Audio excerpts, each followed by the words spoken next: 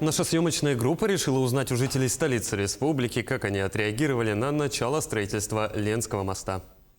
Хорошо было бы, если мост был бы. Да, я даже не знала, что началось. Ну, нужен, конечно, нужен республике мост.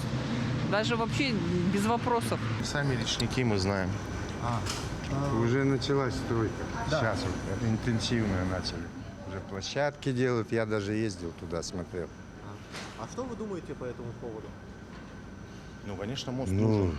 я думаю, что это же хорошо. Наконец-то у нас столица будет с доступом всего транспорта. Железная дорога пусть там, но транспорт, он же не железнодорожный мост будет. Автомобильный, мост. да? Ну, то есть людям Ну, можно что будет еще? просто, конечно, добираться, считать, с тех отдаленных районов, с Бестяха, с того же. Люди отдают большие деньги, чтобы передвигаться летом на тех же катерах, на паромах, да, то есть, а тут, соответственно, будет намного дешевле и безопаснее, да, потому что все-таки же мост все равно качественно будут строить.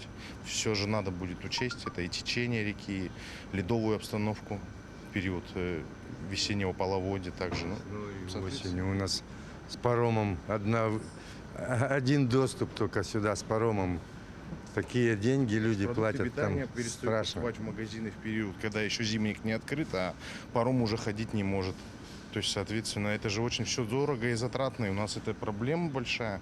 Мы надеемся, что здесь сразу же и цена должна упасть, соответственно. Самое главное, сколько это займет времени, 26-й год. вот еще. Ну да, вроде Уже так. должны, я поеду на машине уже через мост. Замечательно, круто для логистики. Я думаю, что это напрямую повлияет на ценообразование рынка в Якутии, в Якутске точнее. Ну, так и должно было быть рано или поздно. Мы уже не стоим на месте.